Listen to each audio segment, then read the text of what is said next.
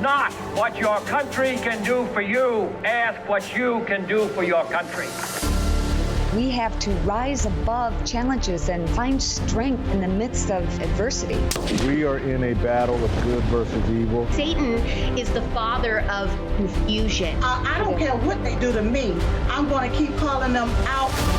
They're berserk trying to disarm Americans, and we need to push back. I'm glad you're fighting for America. There's always hope. Relish the opportunity to be an outsider, because it's the outsiders who change the world. Perhaps you were born for such a time as this. Hello, everyone, and welcome to Faith and Freedom. I'm Shemaine Nugent. Nicole Shanahan isn't your typical Silicon Valley insider. She's taken on big tech, challenged political elites, and made waves as RFK Jr.'s former running mate. And Nicole, I'm so proud to say, is joining me today. Nicole, welcome. Hi, Shemaine. Thanks for having me on. It's so good to see you. I met you and your husband at Mar-a-Lago recently, and we had so much in common. I'm so grateful that you came on the show. We've got a lot to talk about, but you're shaking things up quite a bit in politics. Why did you want to take the risk of going against Silicon Valley? You know, I didn't think coming out for kids and mothers and families would necessarily pit me against Silicon Valley when I came on the scene. In fact, I thought that I had many people who would talk constantly about endocrine disrupting chemicals in our environment with real concerns for their children here. And it was really a shock to me to see the reaction. I had members resign from the board of my foundation. I've had people calling around like, how can you associate with Nicole? Look what she's doing. And it really is flabbergasting to see how politics divides people, even though they're actually unified on the issues. So, you know, this is the power of the Democratic Party, the Democrat Party machine. If you leave it, if you go against it, if you question it, it becomes almost like this mob mentality where you have to call out anyone who's, you know, left the cult. And I really think that's quite sad because we do have some real issues. It's not that, you know, I immediately raced to register as a Republican and started shooting down the Democratic Party. In fact, I came out as an independent and was really trying to get away from party politics in general, just to focus on the issues. It was never my intention to go head to head with Silicon Valley, but Silicon Valley has made some really critical mistakes over the last 5 years, especially since the pandemic and during the pandemic, and it needs to course correct. It's trying to. I see attempts to, you know, take on issues of censorship and, you know, not be the source of you know, truth and science, but really allow scientists to come on these platforms and speak again, because many were censored. You've been vocal about reforming healthcare, and thank you for being bold and brave. I end each show with Esther 4:14, and you're an Esther. You're speaking out when others didn't. You're stepping out. I know a little bit about your backstory, but would you care to share it with our audience about your mom specifically, and a little bit about your upbringing and how you got here?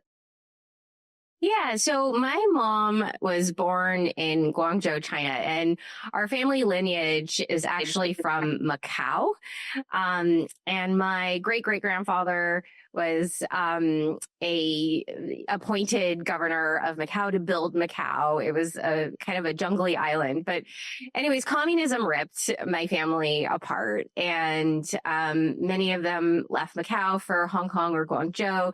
The early promises of communism initially sounded very interesting, like a united China under more modern forms of governance. But then the realities of communism set happen, as they always do.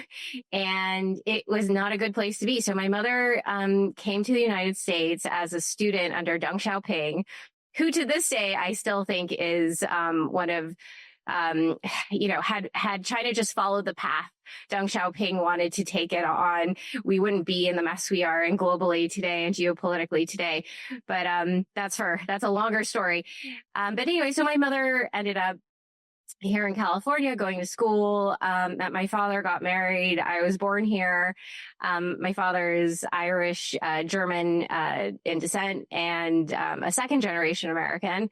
And it's my childhood was an interesting one. Oakland, California, and pretty modest, low income situation for a very long time.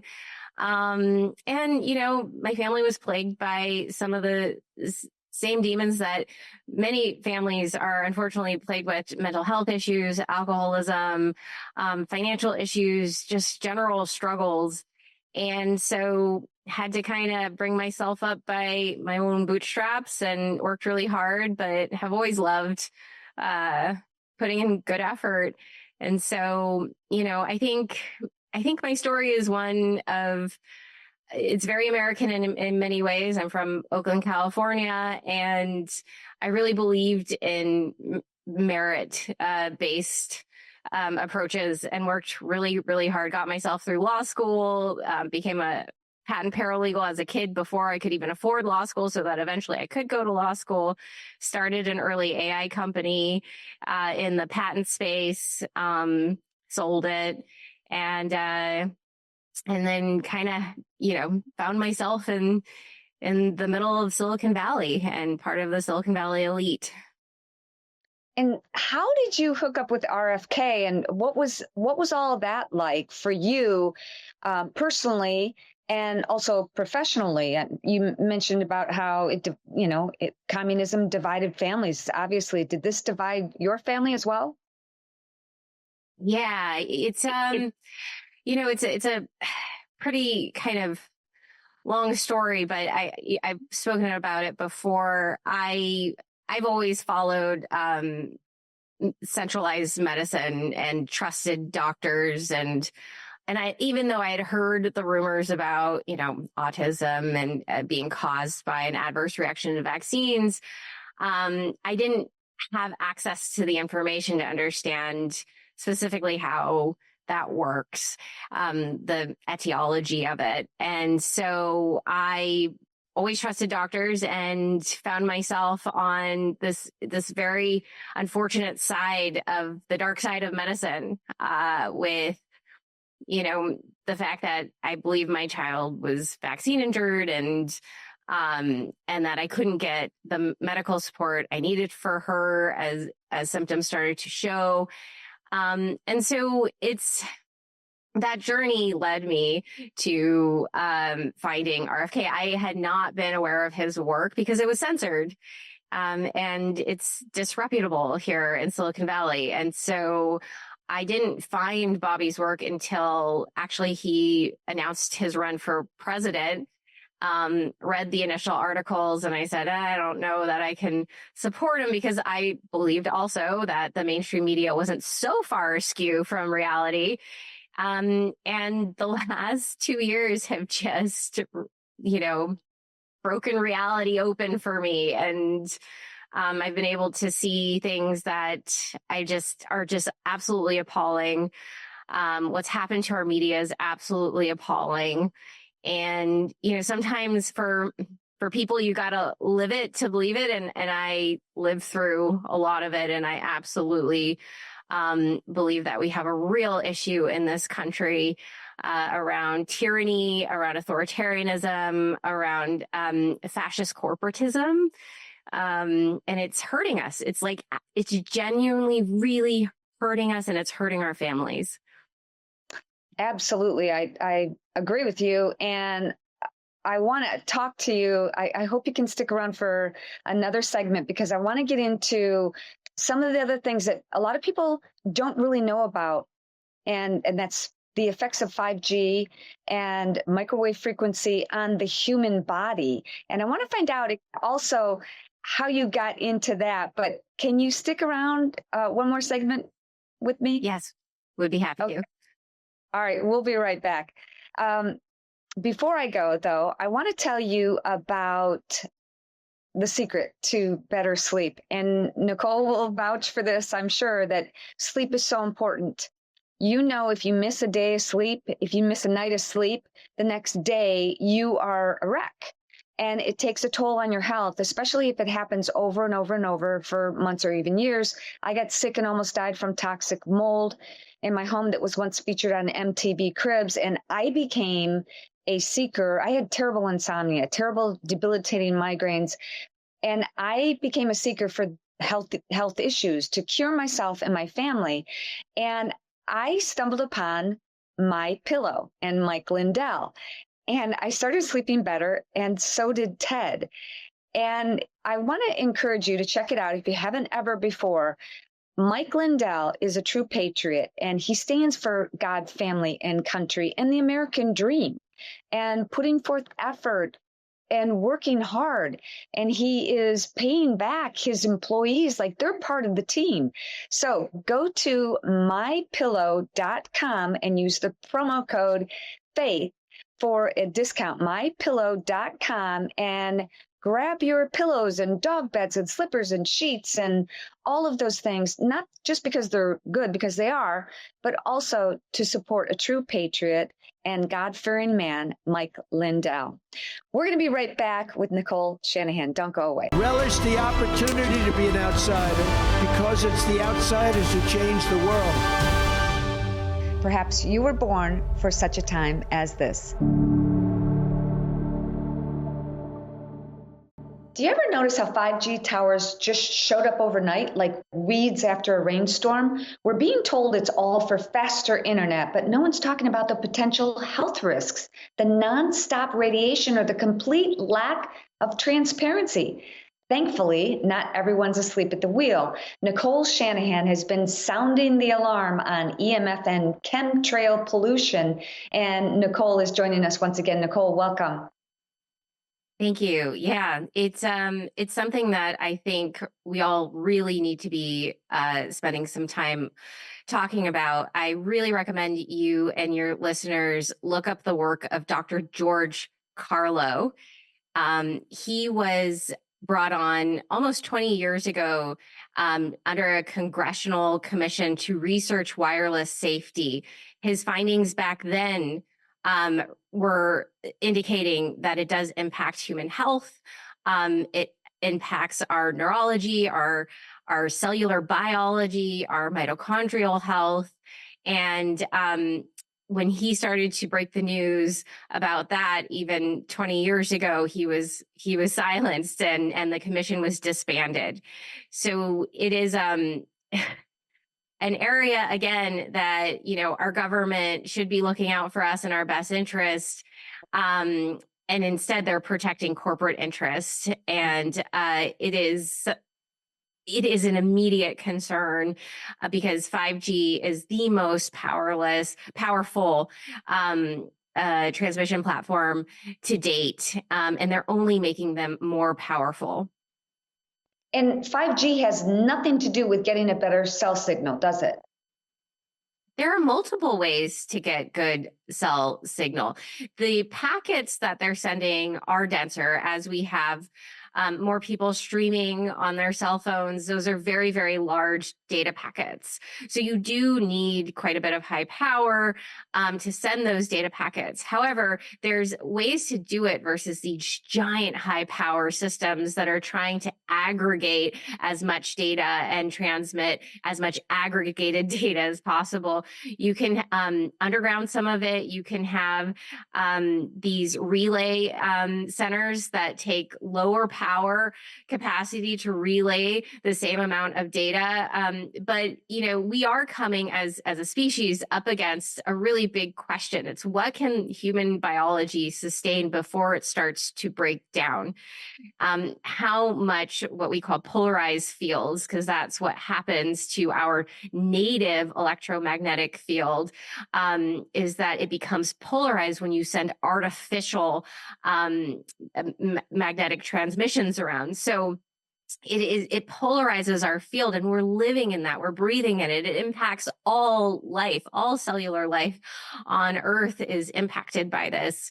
And so we really have to ask ourselves as a society, where are we going to draw the limits? Because right now 5G, I think, is just over the limit by quite in the sense that it's impacting a significant proportion of the population adversely. And so we have to start thinking about, different ways to transmit large data packets that are grounded, right? When you hear people talk about grounding things, what they're actually talking about is grounding these kind of, transmissions that otherwise are not grounded. They're just kind of getting bounced around from tower to tower and device to device. And when you ground it, you kind of put it underground, and you kind of sequester the extent to which the radiation can emit. And I think that there is a limit to how much you can ground as well. And these are all, I think, questions of science that if we're not asking right now, we're being incredibly negligent. And I know you have to go, so I'm going to make this really quick, and you scoot out whenever you have to. I think we got 3 minutes, but I know you wanted to talk about chemtrails. I do too. What do you know? What do we need to know? Yeah, so geoengineering is happening, and it's happening through various sectors. So there's a philanthropic, nonprofit funding of geoengineering. There's academic research as well. There are states. So states and cities can purchase geoengineering contracts. Check your city. Sometimes they publish it. The county of Santa Barbara, for instance, publishes that they do have some cloud seeding contracts. And then the part that I find most troubling, and I know that this administration is paying attention to it for the first time, is there's various clandestine operations happening at the federal government level. And so these projects where they oftentimes have subcontractors, none of this is being disclosed anywhere. So even if there's a state ban, and I believe that there's over 25 states right now that have bills in process to ban aerosol spraying, aerosol injections for the purpose of weather modification.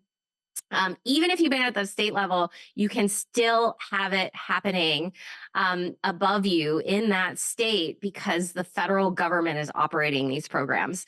And I think the real challenge right now is how do we identify the extent of these projects, and how do we get those subcontractors to disclose what it is they're actually doing? Yes. Well, Nicole, please come back and let us know what you discover, and also love to have your husband, Jacob, join us as well. Oh, that's so very nice. It was great to spend time with you today, Shemaine. My son and daughter-in-law have been in Japan for 6 weeks, and they haven't seen one chemtrail. I want to get to the bottom of this and find out more about, wouldn't it be great, number one, wouldn't it be great if they put vitamins and minerals and things that we needed rather than geoengineering, cloud seeding, and manipulating the weather? And also, I've seen a lot of studies about actually what chemicals are in these chemical trails, and it's not good. I can't see one good thing that comes out of this. And I encourage you to do your own research. Maybe we'll dive into this deeper. I do go into it a little bit more depth sometimes on social media. You can find me on Instagram, and on my stories, I post more things on Instagram stories. But, we're done. We're sick of this. We're sick of being poisoned. And, once these chemicals are in the sky, there is some thought about them spreading chemicals in the sky before both the fires in Maui and in California. And you just got to wonder, if they can do geoengineering, why can't they make it, and they can make it rain, why weren't they doing that over Maui and over the Los Angeles area for the California fires? So there's a whole bunch of things. I don't know if Real America's Voice will allow me to get into it, but I certainly would. Like, how did a hurricane get into the Carolinas? All of these things. But we're going to talk about that more coming up. I had the pleasure of sitting next to Nicole and her husband at Mar-a-Lago, and Jacob, her husband, is going to join us if Nicole can come back. They were just so down to earth, so fascinating, so interesting. And I read a little bit about her story and her background. She really came from humble beginnings, and it's really amazing to see how she's overcome all of that. And I just got goosebumps thinking about her mom coming from communist China. We're going to get into that with our next guest too, talking about forced organ harvesting. So lots of things going on. But I also wanted to talk to you about, there is an all-time low in trusting the government in our healthcare system. We all know that. And that's pretty much why Nicole said that she got into the race with RFK, because she had some, you can Google it. We'll get her back on again to talk about her personal journey. And that's what propelled her to get involved. That's what propelled me to get involved too. I got sick and almost died from toxic mold, and no doctors could help me. They just kept saying, oh, maybe you're too stressed. Well, yeah, of course I am. We all are. I don't know anybody who isn't stressed. And it shouldn't be that way. God has given us things in nature to heal us, but yet the government just wants to cover up that problem with more pharmaceutical drugs that cause other side effects. So we'll get more into that in future Faith and Freedom shows. I really do appreciate you guys being here, being along this journey. I want to share one more thing before we close this segment. And, you know, it's interesting that we have lost all faith, not all faith, a lot of faith in our healthcare system. And it's at an all-time 24-year low. Let's be honest. We're waiting for RFK to make a difference, for President Trump to make America healthy again. We're waiting for the system to change. But when you break your arm or you needed a surgery, you don't have those options. So when it comes to your health, what I've found is prevention is everything. That's why I'm taking charge with Field of Greens. And we all know that we should be eating more fruits and vegetables, but let me ask you, do you? Life gets busy and a perfect diet isn't always realistic. Field of Greens makes it easy, just whole fruits, and real vegetables. And get this, they're carefully selected by doctors for their health benefits. And all you do, I take a scoop, I put it in my water bottle, and I drink it throughout the day, and you get a head start on your day. I've noticed more energy, and so has Ted, more energy and better digestion, and we just feel better. Now, here's the thing. This is what Field of Greens, this is their promise. At your next doctor visit, your doctor's going to notice the difference, or you get your money back. I got you an exclusive 20% discount just for you. All you have to do is go to fieldofgreens.com and use the code FREEDOM, or you can scan this QR code, fieldofgreens.com, and use the promo code FREEDOM. Take charge of your health today. We'll be right back. Relish the opportunity to be an outsider, because it's the outsiders who change the world. Perhaps you were born for such a time as this. Okay, we are out for our daily Celebrating the great spirit of the wild outdoors. A lot of people realize that we are hunters.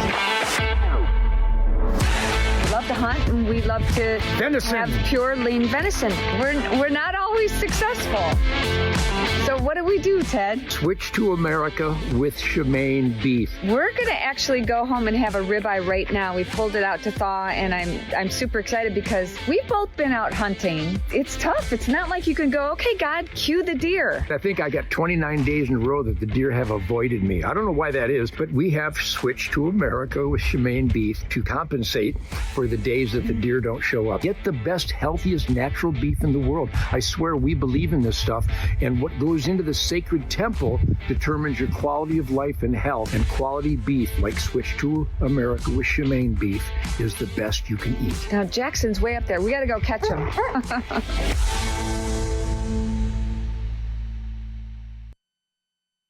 Doctors are supposed to save lives, not take them. But in China, it's not just malpractice we're talking about, it's forced organ harvesting.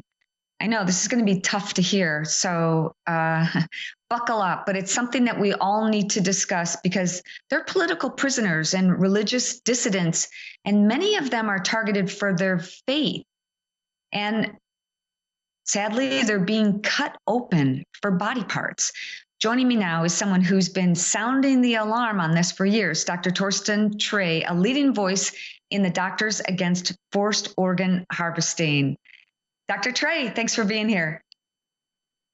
Thank you, Shanahan, for having me. It's a pleasure to be on the Real America's Voice to share what I have to say about this horrible practice. So let's get right into it. How widespread is forced organ harvesting in China? So when we say forced organ harvesting, we mean that this is a criminal practice where people are killed for their organs, and the state government in China is promoting this and shielding it. So it is basically only known in China because only a regime like the one in Beijing can enforce it, and it is basically taking place in all over China. So who are they targeting? Who are the victims mostly? It seems so unfathomable, Torsten. Who are they going after? It is. In 1984, China passed a bill where they allowed the harvesting of organs from executed prisoners that were sentenced to death. Then in 1999, the Chinese government started a persecution against Falun Gong practitioners who just pursued their own way of living, following truth, compassion, forbearance, and they were outlawed. And then the Chinese government said, hey, instead of bringing them to labor camps and brainwashing and torturing them to death, we can turn them into a source of organs. And this happened.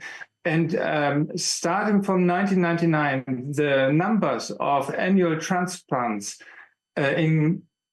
quadrupled, and furthermore, and increased like steadily over the following years. So dissidents, prisoners of conscience became a living bank of organ donors that could be killed on demand at any time within 2 weeks.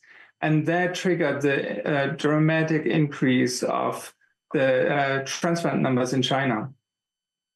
And I met with you and your wife, Janice Trey, and first at Mar-a-Lago and then a couple of weeks ago in Waco. And we talked about how they are targeting people who practice Falun Gong and people who are mindful and calm and peaceful because they're taking better care of their bodies, right?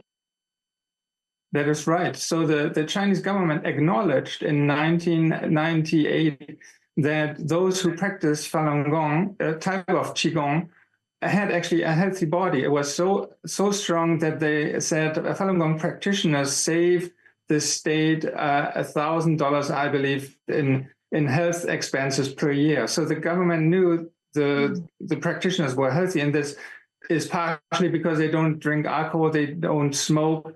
So they became a preferred target for organ transplants or organ donation. Now, the CCP calls this voluntary donation. How are they getting away with this, Torsten? Well, in a country where there's no rule of law, anything can happen, anything is possible if the government or the CCP approves of it. So if the CCP says, for example, these dissidents want to redeem their crimes and sign up voluntarily, then it is called voluntary organ donation. Of course, this is not voluntary. There's no informed consent, and they don't have a choice. There was actually a military veteran doctor who was a whistleblower in 2006, and he said that he saw he saw like 50,000 consent forms, and they were all signed with the same signature. So it's, in a way, you can say, when the CCP talks about freedom or voluntary organ donation, it's a hoax, a real hoax. So why is it, I'm trying to wrap my head around this, and obviously so are you by shedding light, but why is the global medical community and organizations like the WHO silent about this? Yes, this is a question that followed me for several years. So, for example, the WHO, they knew about it, but at that time, in I think 2012, the person who was leading the WHO was originally from China. And of course, they were more lenient with the Chinese government. At the moment, we also see that one of the previous deputy health minister, secretary of health in China, he was appointed in 2018. He was appointed to the WHO task force on organ trafficking. Can you imagine this? He under his tenure, the forced organ harvesting developed, and then he became part of the task force in the WHO. It's like making the fox the boss in the hen house. So what do we do? What can we do to hold China accountable and to stop this from happening ever again? So the situation is, of course, a violation of any type of good behavior, ethical rules. There's no way this could stand a day if this would be public. And the CCP knows that. So for now 25 years, they paid billions of dollars to bribe news media, to influence Western news media. You rarely find any news article in the mainstream media that would even discuss about or talk about forced organ harvesting, would not even invite, for example, members of our NGO to speak about it. So total silence by the CCP is the only way to continue this. And this is basically telling you where they are vulnerable. Speaking about it, breaking the silence, like you do right now by having me on the show, speaking about it is what helps to stop the crime. I believe that if we have like 5 million people in the US talking about forced organ harvesting, then we will break through a wall. And if the whole world would talk about forced organ harvesting in China, about the crime of killing people for organs, then the CCP would not dare to continue this. You've been warning about this for years. How are you feeling now? Do you feel like we're getting closer to any accountability, or do you think the world is still going to turn a blind eye?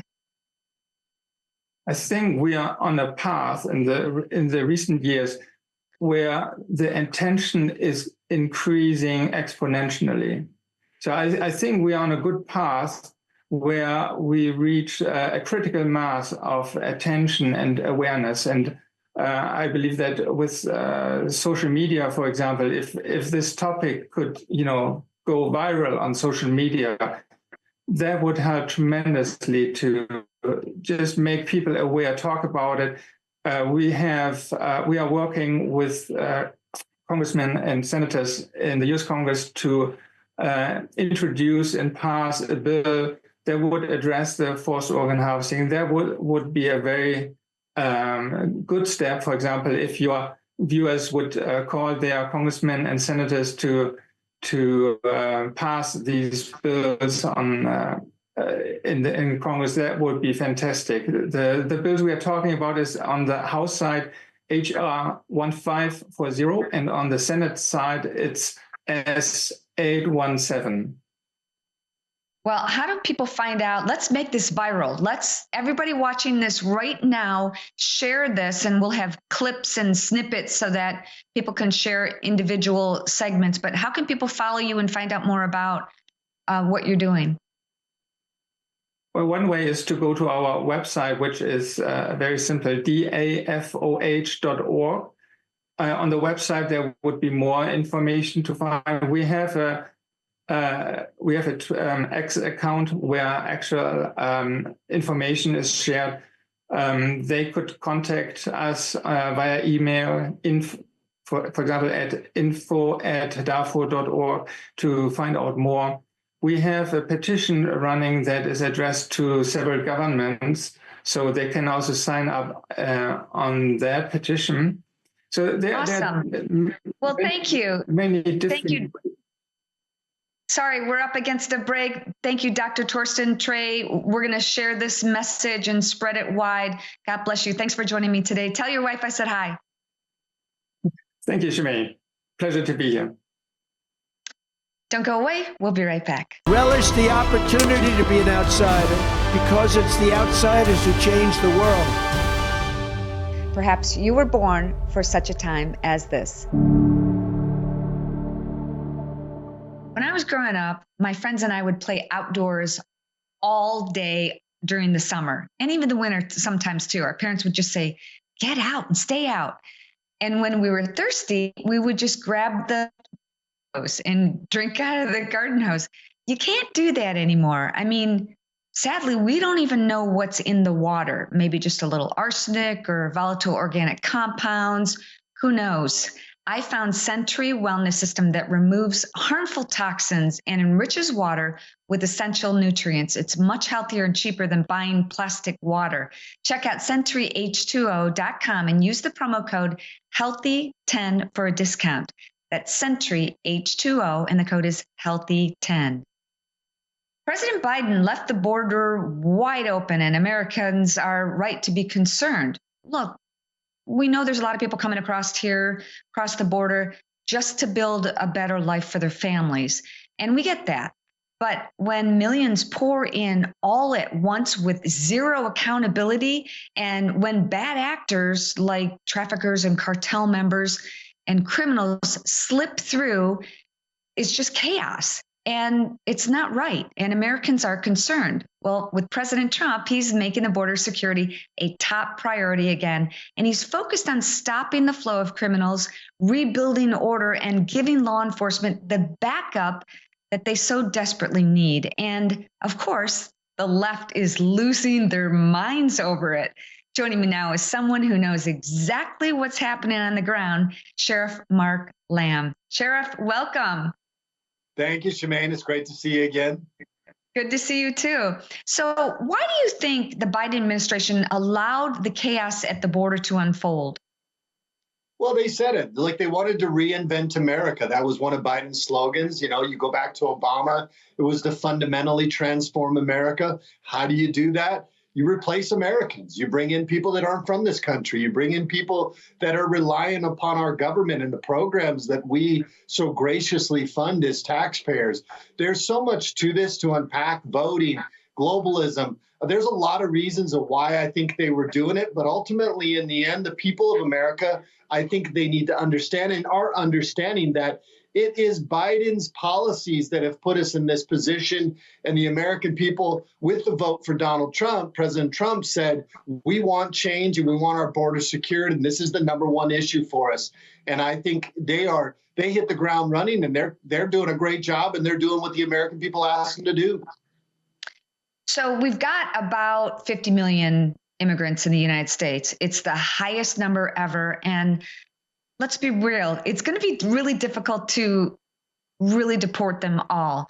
Are you in favor of possibly a system where trusted Americans, let's say, I know you're in Arizona, we're in Texas, and pretty much every state has migrants that they probably don't even know are migrants, but they see at the grocery stores, they see almost every day. Do you know, how would you feel about stopping the real threats, the criminals, instead of chasing families who've been here for years? Is there any kind of policy or any way that you'd support something like that? Well, what they are doing right now is chasing those criminals. The people that the courts have ordered need to be removed from this country. And I always use this as an example when we talk about fentanyl. You can create all the programs you want and you can fix immigration or whatever. As long as you're mopping the bathroom floor without turning off the tub water, you're never going to fix the problem. So what President Trump has done is he's turned off the tub water. Now we've got just a trickle of people trying to come into this country illegally now. Now we can start to address, how do we deal with the amount of people that are in this country? Look, I think you break the law, there has to be some type of consequence for that. We can't just wave a magic wand and say, we're not going to hold people accountable anymore. I just don't think that that's pro-justice. But I do think that Congress and Senate can come up with a common sense solution to this problem that we're facing. But I'm happy to say, at least they've turned off the tub water. Yeah. Yes, at least the tub is not overflowing. How has the morale changed in conversations that you've had with other law enforcement officers that you've come into contact with? Oh, the morale's through the roof, especially with our federal partners, Border Patrol, ICE, CBP. These guys are finally able to do their job. It was driving them crazy to watch all these people, mostly military-age men, I might remind everybody, coming from not just Mexico or Guatemala, but they were coming from all over the world, from all sorts of countries in Afghanistan or in Africa and in the Middle East. I mean, it was just a serious, serious problem. And the guys wanted to do their job, but they couldn't under the policies of the Biden administration. They are happy that they're able to do their job again and hold people accountable, protect the American people. So, yeah, morale has gone through the roof. Guys like Tom Homan are good leaders. You want to follow them. I think Kristi Noem has been really doing a great job and leading from the front as well. So this is the type of leadership they wanted, needed, and they're glad to have it. Do you think most Americans are seeing the difference between real immigration reform and the reckless open border approach that we've seen during the Biden administration? You know, Americans live in this TikTok, social media, Instagram age where in 15 seconds, if we're not being entertained, we tend to turn our attention somewhere else.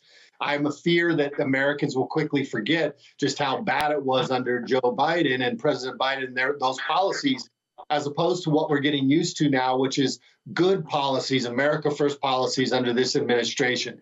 I think Americans are still feeling the effects of it enough to where I don't think they're going to forget real soon. But I do get concerned that maybe it gets too good too fast, and then they start to forget who put us here and why we got here in the first place. So please, Americans, remember, Joe Biden, Kamala Harris, the Democrats put us in this position, and it's going to take a while to dig ourselves out of it. But at least we have a presidency and an administration and people working at the federal level that are actually putting Americans first. Mark, I know you're on social media, right? How can our followers follow you? Well, come check me out. I do most of my posting on Instagram at American Sheriff. On Facebook, it's Sheriff Lamb. And on Twitter, it's Sheriff Lamb 1. Look, Twitter or X, whatever it is now, X, yeah. is full of reporters and trolls and people that just want to be hateful. So I do a lot of my posting on Instagram and Facebook. Like, I try to be positive about what I'm doing. I try to call out what is a problem and how we can go about fixing it. But also, I try to avoid the negativity as much as I can. So there you go. There we go, right there. That is a great photo. Ted and I are going to have to come visit you guys sometime soon. Please do. And you come to Texas. Come visit us too. Definitely. I'll be out in Texas in April. I'll be out there for the Law Enforcement Hall of Fame. They're going to have their ceremony in Dallas on the 11th. And so I'll be out there in Dallas for a few days. Awesome. Well, we'll connect and love to get together soon. Sounds good. It's good to see you, Shemaine. Tell Ted we said hello. I will. God bless, Mark. Thanks for joining me. God bless you too. Okay, so many things going on. Check out, if you haven't already, my books, Killer House. That's about toxic mold, how to recognize, remediate, and recover. That's available on Amazon. And also Recover from Toxic Mold, and also Abundantly Well, which is the next step. Like, okay, we recognize we had toxic mold in our home, and Killer House was all about that. Now I wanted to take it to the next level. I just came out with Abundantly Well. It's a 40-day journey to help you get healthier, and it's got a biblical base to it. So I would love for you to check that out. Both available on Amazon, and my newly revamped official website, ShemaineNugent.rocks. Lots of new things going on. Check it out. We're at the end of the show. You know what time it is. Check this out.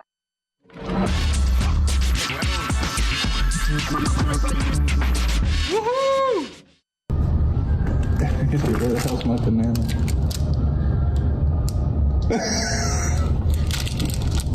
Oh, that's so good.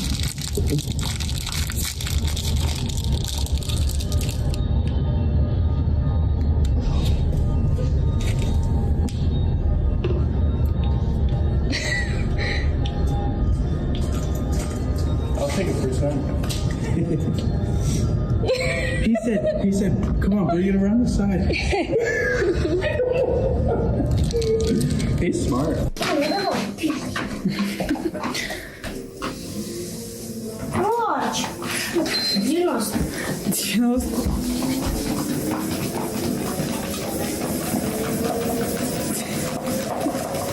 Спорт — это наше все.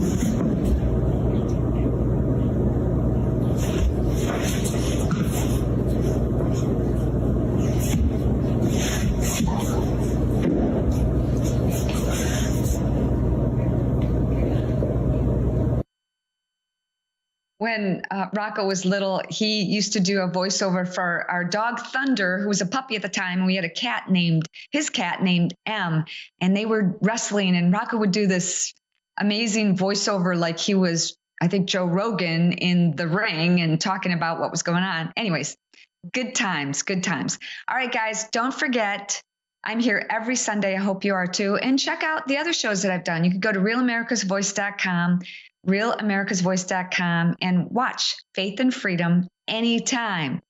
Don't forget Esther 4:14. Perhaps you have come to the kingdom for such a time as this. I'll be here next week, and I hope you will too. God bless.